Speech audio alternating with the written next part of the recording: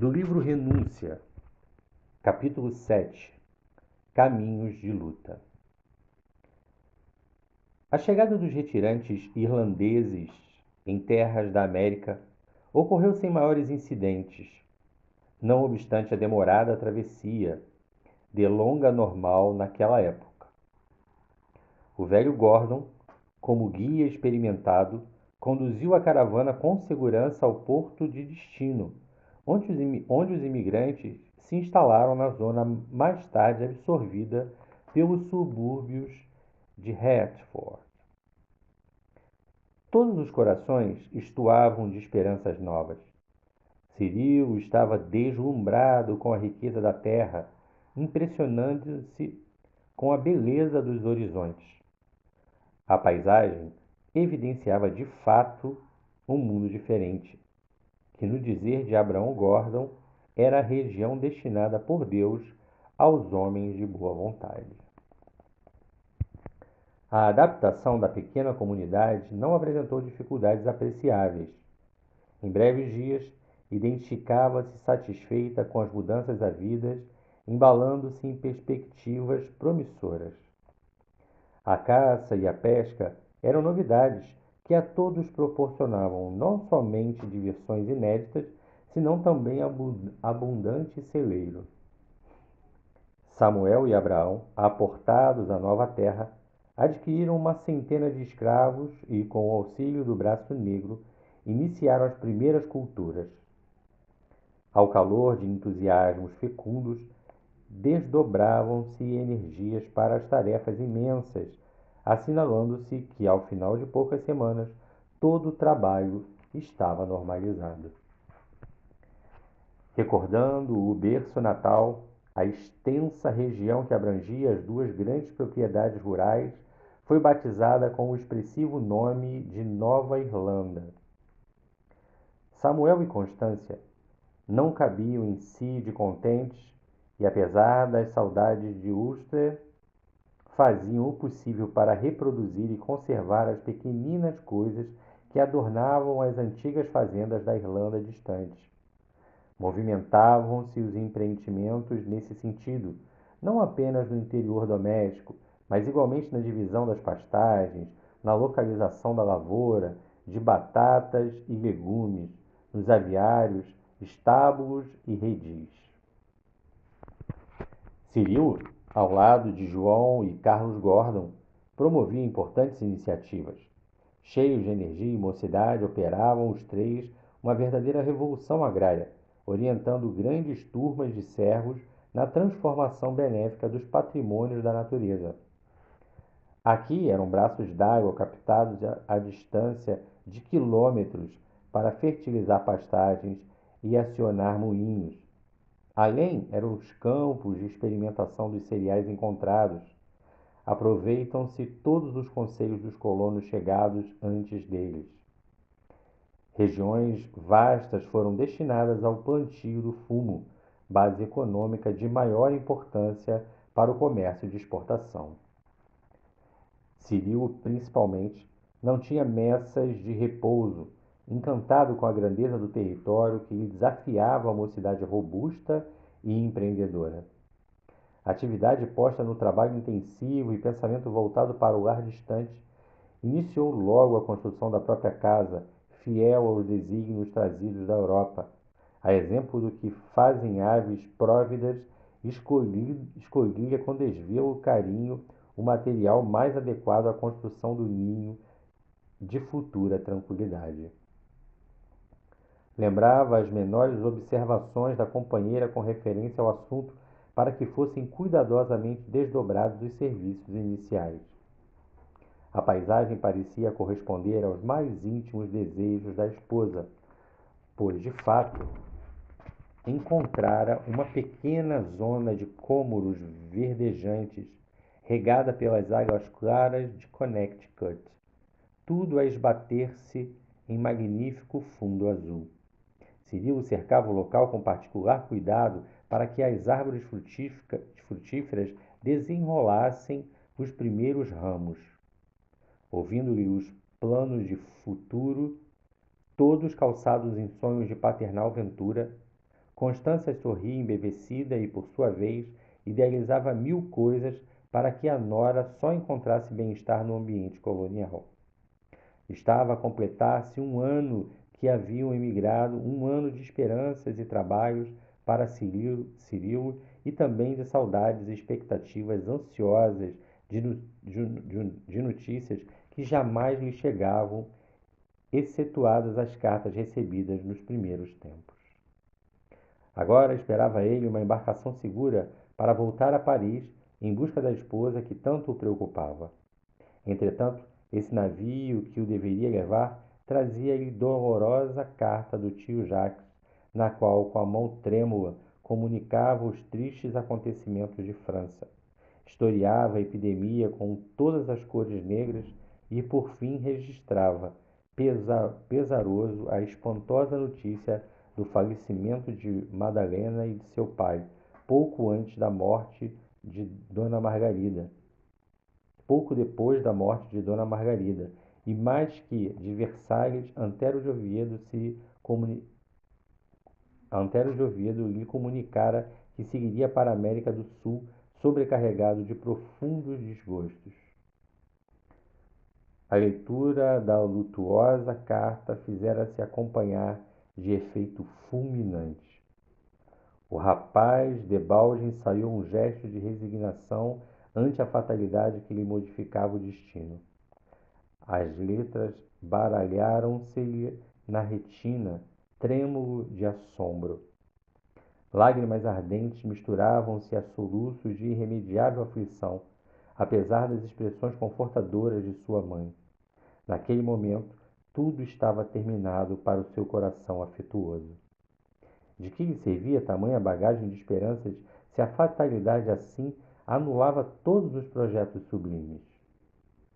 Agora, concluía que a mudança efetuada com tão grandes aspirações de futuro venturoso não passava de estranho e miserável exílio. Custava-lhe admitir a realidade das informações inesperadas e exasperantes. Entretanto, a carta do velho amigo de Blois não dava margem a qualquer dúvida. Além disso, na mesma embarcação que lhe trouxera a infausta nova, chegaram diversos imigrantes franceses que se declaravam involuntariamente expatriados diante da epidemia devastadora. O pobre rapaz caiu em situação desesperadora. Espantava-o a tremenda impossibilidade de qualquer lenitivo. Seu intraduzível sofrimento tinha, ao seu ver, o cunho de fatalidade irremediável. Prostrado, em febre alta, foi forçado a acamar-se, movimentando toda a Nova Irlanda em torno do seu leito. Em vão, porém, sucediam-se os argumentos consoladores. Seu olhar era quase indiferente às exortações evangélicas do ancião de Belfast e reagia dificilmente mesmo aos apelos maternais. Ao seu ver, aquela dor era inacessível ao raciocínio de quantos o rodeavam. Nenhum dos seus havia conhecido Madalena e ninguém na colônia podia avaliar sinceramente a sua desgraça irreparável. Constância, porém, desfazia-se em desvelos na sua infinita capacidade de afeição. Na véspera da missa que mandara celebrar em intenção da nora, supostamente falecida, abeirou-se do leito do filho inconsolável e falou-lhe com carinho: Meu filho, é verdade que o teu sofrimento é indefinível e que longe estamos de imaginar toda a intensidade do teu desgosto, mas peço-te considerar minha confiança de mãe. Acaso terão terminado todos os seus deveres nesse mundo? Reconheço que teu amor conjugal é muito grande. Todavia, nós também te amamos muito. Quis responder asseverando que sua aventura estava destruída e o mundo não lhe oferecia novos ideais, contudo a voz morria-lhe na garganta opressa. Não te entregues a esse abatimento fulminante de coração, continuava a palavra materna com profundo desvelo. Não te peço esse sacrifício de teus sentimentos apenas por mim. Há 3 noites Samuel não dorme, dizendo-se perseguido de remorsos atrozes por te haver trazido sem a esposa. Não sei mais que fazer, meu filho, por demonstrar que em tudo devemos obedecer à vontade do Pai que está nos céus. Nesse íntere, a bondosa senhora interrompeu-se para enxugar as lágrimas. Também sofro com os pensamentos que afligem teu pai. Mas que seria de nós aqui sem as iniciativas do teu cérebro e o valor dos teus braços? Como vês, a felicidade na colônia não se resume num sonho de quem troca o berço em que nasceu por uma pátria diferente. O equilíbrio doméstico exige alta soma de esforços e sacrifícios. Qual a situação se não tivesses vindo? Não podíamos continuar dependendo tanto dos Gordons, nossos velhos amigos. Não acreditas, meu filho, que se hajam cumprido insondáveis desígnios de Deus? Se puderes, tranquiliza teu pai e a mim também, nesse transe tão amargo, revelando conformação e paciência. E se não for agravo aos teus padecimentos íntimos, acompanha-nos amanhã ao ofício religioso em intenção da paz de Madalena no seio de Deus. As considerações maternas, ditas com inflexão de imenso carinho, atingiam fundo o coração do filho. Logo que possas, levanta-te, prosseguiu passando-lhe a mão pelos cabelos. Recorda as nossas necessidades de trabalho, pensa nos teus irmãos. Ele continuou silencioso, não obstante os inestimáveis resultados da exortação instante e humilde. Tão logo a genitora volveu ao interior da casa, ele começou a meditar mais seriamente na sua necessidade de reação. Não seria egoísmo insular-se de modo absoluto na dor que o acabrunhava? Cumpria não agravar as tribulações maternas, nem abandonar o genitor em meio de tantos empreendimentos iniciados. Nada no mundo poderia cicatrizar a úlcera que se lhe abrira na alma, e contudo era preciso ocultá-la, retomar a charrua cotidiana e renovar as disposições a fim de não parecer covarde. Com grande esforço levantou-se. A contemplação da natureza ambiente não lhe devolveu as alegrias primitivas. A magnífica paisagem americana assumia agora a seus olhos o aspecto de cemitério adornado de árvores esplêndidas em apoteose de flores. A missa do dia imediato foi particularmente penosa para o seu espírito afetuoso. Os Gordon e os Davenport ocupavam os lugares mais destacados no interior da capela, enquanto os escravos se conservavam a certa distância, olhando-o com olhos piedosos. O pobre rapaz, entrajado em rigoroso luto, não sabia como disfarçar por mais tempo as emoções que lhe estrangulavam a alma sensível. Ao terminar o ofício, quando recebeu o último abraço de condolências, sentiu um grande alívio. Agora desejava ardentemente embarcar para a França, ao menos para visitar o túmulo da companheira inovidável e rever os sítios inesquecíveis da sua efêmera aventura conjugal. Mas o professor de Blois anunciava sua vinda breve e definitiva, acompanhada de Susana. Jacques revelara em todos os trechos da carta amargurosa desolação. Também fora vítima da enfermidade terrível. A escola amada estava extinta e pretendia embarcar sem perda de tempo, atendendo aos rogos da filha aflita para afastar-se do teatro de acontecimentos tão tristes. Cirilo ponderou que seria conveniente esperá-los. Certo lhe trariam pormenores que ansiava por conhecer. Daí por diante, duplicou as próprias tarefas, buscando no trabalho lenitivo a mágoa profunda que o devorava. Taciturno e, nada obstante enérgico e resoluto, levantava-se quando ainda as estrelas luziam no firmamento, compartilhando no esforço rude dos escravos. Costumava fazer as refeições no campo e só regressava lá quando os astros da noite despontavam. O quadro doméstico prosseguia sem alterações quando a chegada de Jacques com a filha veio suscitar assuntos novos. Diariamente à noite renovavam-se as palestras animadas em casa de Samuel ou na casa de Abraão, ao ritmo da curiosidade geral pelas notícias do velho mundo. O esposo de Madalena lograva algum conforto com a presença do prestimoso amigo e, fumando seu cachimbo, calado, ouvia as dolorosas descrições da epidemia que flagelara as populações francesas do norte. De quando em vez, Suzana intervia no assunto com sutileza, por dar impressões pessoais. Contar a todos que não pudera abraçar Madalena Villamil na hora extrema, porém tivera a oportunidade de acompanhar Antero de Oviedo nas derradeiras homenagens devidas a Dom Inácio. Dada a sua presença em Paris, podia descrever os quadros impressionantes da capital francesa, circunstância que frisava com entusiasmo, carregando nas tintas negras para produzir maior efeito no auditório atento e estarrecido. Cirilo guardou carinhosamente a cópia das anotações de sepultamento colhidas pela prima em Paris. O fúnebre documento, aos seus olhos, era o último capítulo da realidade sem remédio. A situação em Nova Irlanda era muito próspera. As duas fazendas realizavam vultosos negócios.